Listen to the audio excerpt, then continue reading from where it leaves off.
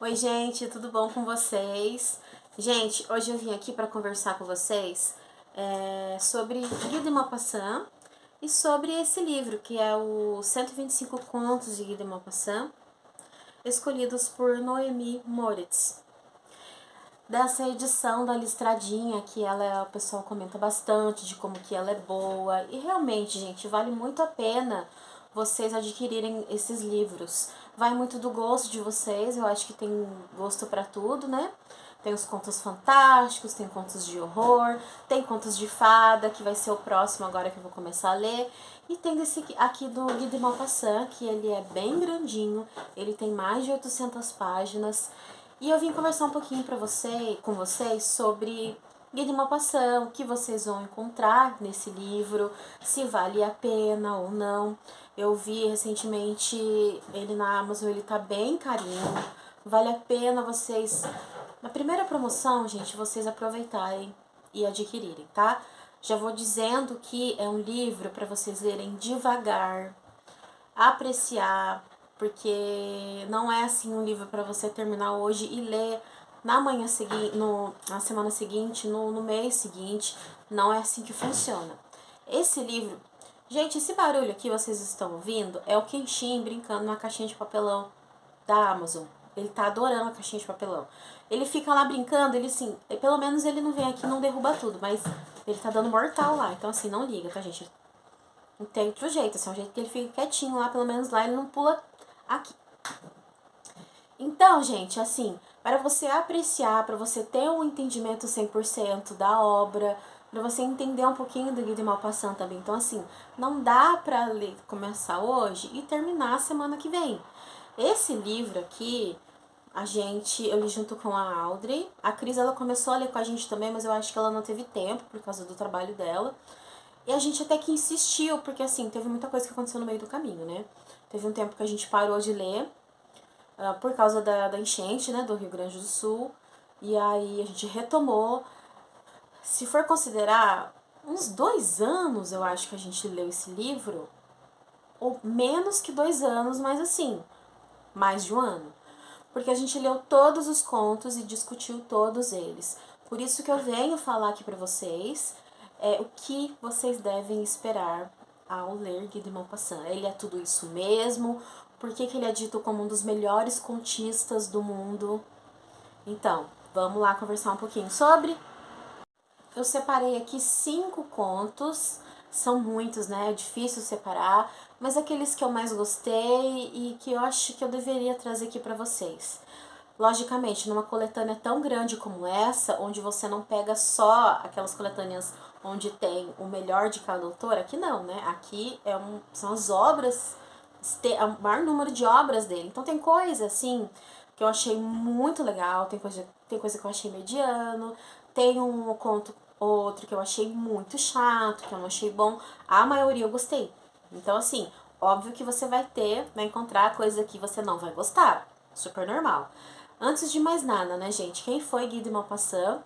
Ele foi, então, um escritor francês dito como um dos melhores do século XIX e ele fazia parte da estética realista, naturalista e cientificista também. Ele nasceu em 1950 e faleceu em 1893. Faleceu jovem, só que de uma maneira muito sofrida, muito lenta, né, com sua mente em degradação. Ele faleceu de sífilis terciária. Ele foi, gente, o pupilo do Flaubert, da Madame Bovary. E Flaubert era muito exigente com ele, sempre dizia para ele não publicar os seus primeiros trabalhos, assim, né? E aí então ele acaba publicando o Bola de Sebo.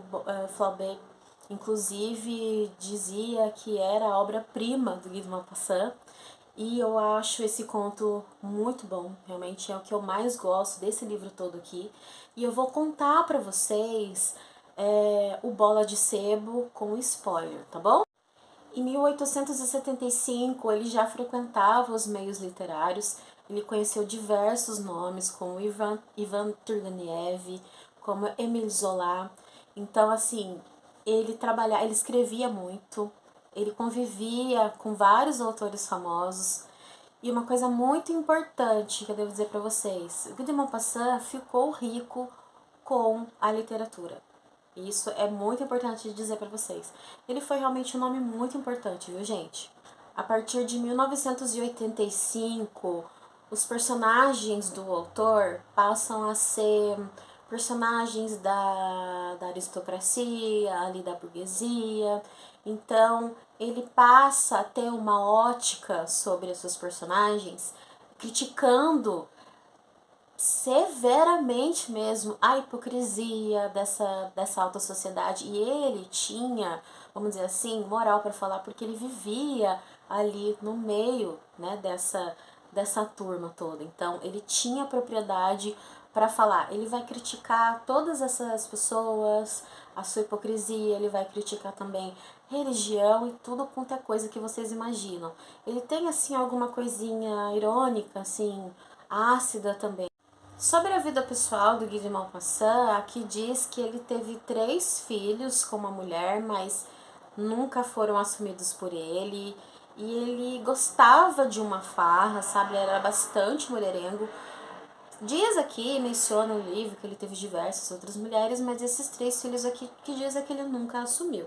Eu até aqui marquei para contar para vocês, olha só, que a partir de 1889 é quando ele começa a sofrer muito com os sintomas da sífilis terciária, como períodos maníacos de exaltação e alucinações visuais e olfativas. Em 1891, onde ele cai em depressão e no ano seguinte ele tenta o SUI, né? Não posso falar essa palavra aqui. E em 1893 ele morre através de uma degradação da mente muito lenta mesmo. Ele sofreu bastante. Uma coisa que vocês vão observar bastante nesse livro aqui é que ele foi voluntário da Guerra Franco-Prussiana. Ele abomina a guerra. Para Guy de Maupassant, ele não entende o motivo, a existência da guerra. Para ele, o lado vencedor também possui perdas devido às mortes. Então ele abomina, ele vai ter vários contos aqui como pano de fundo a guerra prussiana. E como ele esteve lá, mais uma vez, ele pode contar pra gente mais sobre esse lado, né? Resumidamente, gente, ele vai falar aqui sobre o falso moralismo, mediocridade, críticas sociais e políticas, a decadência da aristocracia, sobre os novos ricos, sobre como a burguesia ela não aceitava a sua queda, ela se mantinha com o nariz, vamos por assim, continuava se achando superior aos outros, mesmo em decadência, né? A chegada dos novos ricos e como que o comportamento deles e o seu ar de superioridade, né? Ele também faz críticas severas à religião, às suas consequências, à ganância, ou até mesmo o pobre, como o pobre era maltratado por essa galera toda, como o próprio pobre tratava muito mal também aquele que era mais pobre que ele. Então tem muita coisa aqui. Mas ele também tem os contos fantásticos, como A Aparição, que eu fiz resenha aqui. Tem o que é o famoso Orla, que tem 2 versões que eu contei aqui pra vocês, com spoiler. Então, assim, tem pra todos os gostos. Agora, eu vou contar pra vocês, né, a gente separou aqui, junto com a Audrey, que ela meio que me deu uma ideia de eu separar por tópicos e escolher, então, contos pra contar pra vocês. São 5 tópicos e 5 contos que eu separei. E o primeiro eu vou contar pra vocês com spoiler, que é o Bola de Selo. O primeiro tópico, ele diz assim: um conto que ficará para sempre na memória. E ele também se encaixa em outro tópico, que é uma denúncia, a melhor denúncia social.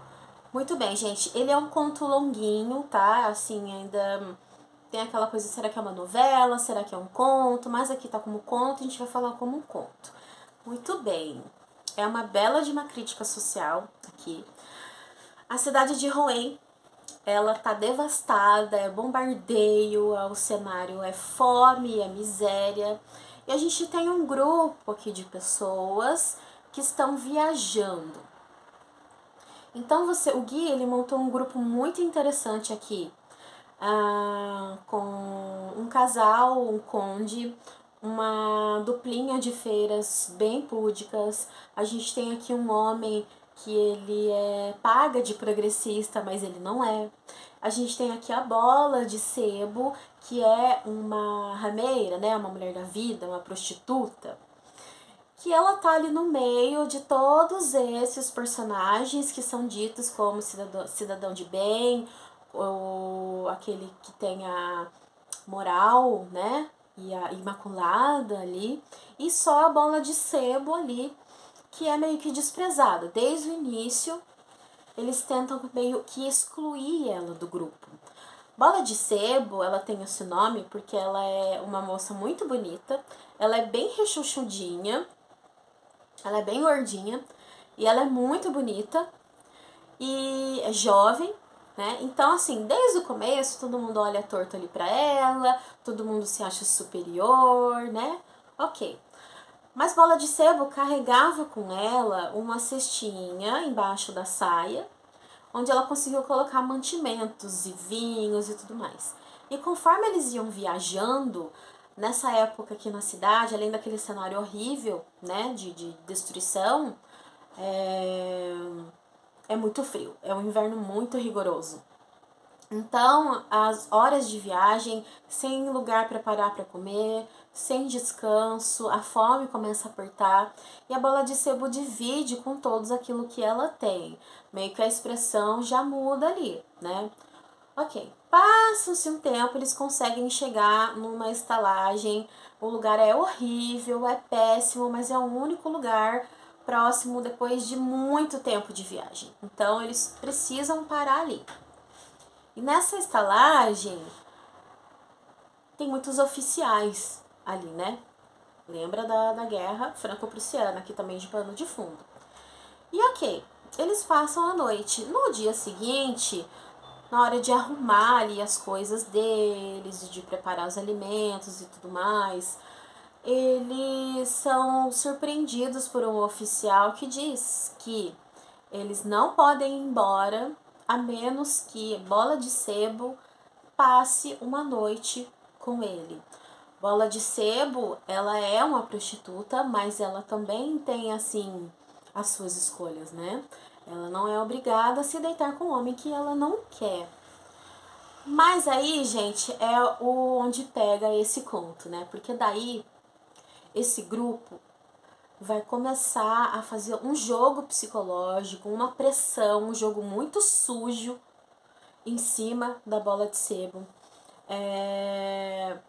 Um trabalho de persuasão ali mesmo. Entra aquela história, até então, para esse público, para esse grupo púdico e cidadão de bem e defensor da moral e dos bons costumes, tentavam excluir a bola de Sebo até agora, mas como ela se mostra útil, eles invertem a situação, meio que se ela aceitar se deitar com o homem, é um benefício para a sociedade. Então, assim, não tá errado.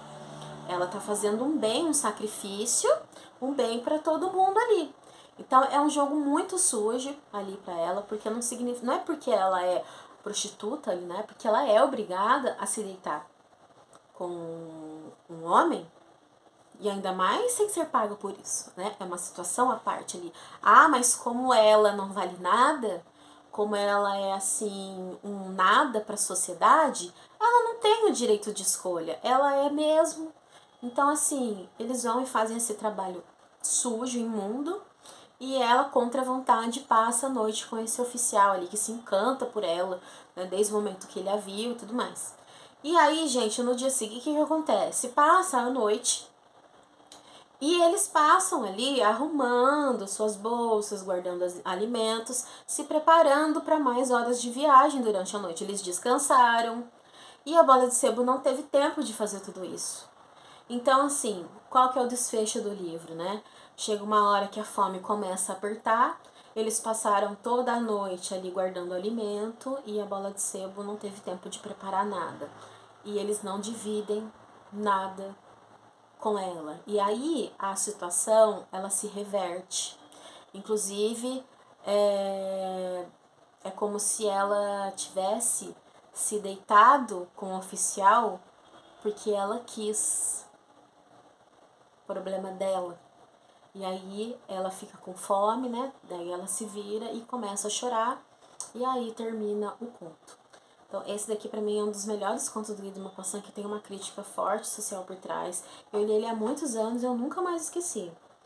Agora, gente, pincelando aqui pra vocês, pro vídeo não ficar muito longo, o segundo tópico, melhor crítica à guerra e seus desdobramentos. São vários contos, tá, gente? Eu separei aqui Os Dois Amigos, que é um conto basicamente sobre lealdade entre dois amigos e lealdade para com o seu país em guerra. Guy de Maupassant, como eu comentei com vocês, abominava a guerra. Para ele não entende o sentido de uma coisa dessa. E mesmo um lado que sai vencedor tem as suas perdas, que são várias mortes, né? Então, basicamente, o conto é sobre lealdade ao seu país e sobre lealdade entre dois amigos, com a guerra franco-prussiana por trás. Aí a gente tem aqui um horror, tópico 3, um horror da vida real. Eu separei aqui, são vários contos também que se encaixam aqui. Guy de Maupassant tem um dom, como eu comentava com a Audrey, de criar personagens horrendos. Horrendos. E eu separei aqui A Mãe de Monstros. Leiam esse conto, viu, gente? Ele é bem impactante também. Muito bem. Aqui a gente vai conhecer uma mulher, uma moça bonita, uma moça muito elogiada pelos homens, de cinturinha fina.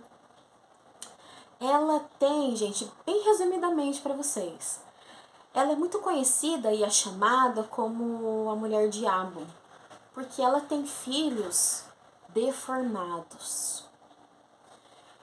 E aí, como assim, né? O conto ele vai avançando e a gente vai descobrindo que essa moça lindíssima, da cintura fina, ela é solteira. Ela é muito fértil e ela tem vários filhos totalmente deformados. E ela produz, né, essas crianças propositalmente para vendê-las depois e para serem expostas numa feira. Então, assim que ela engravida, ela usa um espartilho muito forte, muito apertado. Quanto mais ali o ventre ele vai se expandindo, a criança vai crescendo, mais ela aperta ali e a criança nasce. Aqui tem as descrições, né, das deformidades ali. E aí os homens procuram ela para comprar essas crianças, então, e mostrar como se fosse ali um circo mesmo, né? E então, todo ano, ela é procurada por pessoas do mundo inteiro para ver se ela tem alguma coisa de diferente ali. Então, a primeira vez que ela engravidou, ela era solteira e ela esconde a gravidez através desse espartilho. Quando aparece uma oportunidade de venda da criança, ela percebe que ela pode faturar com isso, ela passa a fazer isso como método para ganhar dinheiro mesmo, né? Então você olha aquela moça ali passeando na beira da praia, lindíssima, cinturinha impecável, mas na verdade ela é uma monstruosidade por dentro. Só que também esse conto, o que são? Na verdade, quem são os monstros aqui nessa história? É só essa mulher? São essas pessoas que compram essas crianças para comercializar? São as pessoas que param para assistir aquilo nas feiras? Quem são os monstros reais nessa história, né? E aí, gente, eu separei aqui no tópico 4, o testamento. O tópico é a melhor defesa dos direitos da mulher. Só dando uma pincelada aqui. O testamento, aqui a nossa protagonista, ela passou a vida inteira num casamento muito infeliz, onde ela era muito maltratada pelo marido dela, e os 2 filhos homens dela também maltratavam muito ela, muito. E aí um determinado, e assim, descaradamente ali, bem claro, o marido casou com ela por interesse. Quem tinha dinheiro ali era ela. E assim, um casamento muito infeliz, o cara era um nojento, a mulher foi muito infeliz. Dado a um determinado momento ali, ela arruma um amante, né? E aí ela vai fazer um testamento e vamos dizer assim que ela vai... Eu coloco assim como é muito importante aqui para os direitos da mulher, porque vocês pensam que na época como que eram as coisas. Uma mulher poder ter o dinheiro ali, controlar o seu dinheiro, poder fazer um testamento e poder tomar a decisão para quem vai o seu dinheiro ou não. Vocês acham que ela deixou para o marido dela? Vocês acham que ela deixou para os filhos, que também maltratavam muito ela? Ou vocês acham que ela deixou para um amante? O que vocês acham? E aí, só para terminar, né, esse livro aqui, o último tópico é o sobre loucura. O melhor conto sobre loucura. Eu separei o louco. Aqui a gente vai ter um juiz, ele é bem impactante, bem forte esse conto aqui. Ele é um juiz imaculado, assim, considerado o homem de bem mesmo ali perante a sociedade, que ele julgava os casos e tudo mais, uma perfeição e tudo mais. E aí ele morre. E aí vem a revelação, através de uma carta que ele mesmo escreveu, quem esse homem realmente era. E, gente, se preparem, porque é pesado. Assim, tudo aquilo que ele mostrava ser, aquele homem imaculado todo, aquele juiz, perfeição, é um monstro. E aqui fala, né, um louco, porque assim, será que ele era louco? Ou maldade pura? A gente sabe que é maldade, né? Mas assim, é tão absurdo o que ele fazia que assim, é como se fosse, só pode ser loucura um absurdo desse, né? Por isso que ele ganha esse título aqui. Bom, gente, eu vou ficando por aqui. Eu acho que o vídeo já ficou grande. Se eu fosse falar mais, vocês estão vendo o tamanho do vídeo que ia ficar, tá bom? Então eu vou encerrando por aqui. Espero que vocês tenham gostado. Aproveitem para vocês conhecerem o trabalho do Gui de Maupassant, tá bom? Comentem aqui embaixo se vocês têm esse livro, se vocês têm interesse. Tá joia, gente? Eu vou ficando por aqui então. Até o próximo vídeo. Tchau, tchau!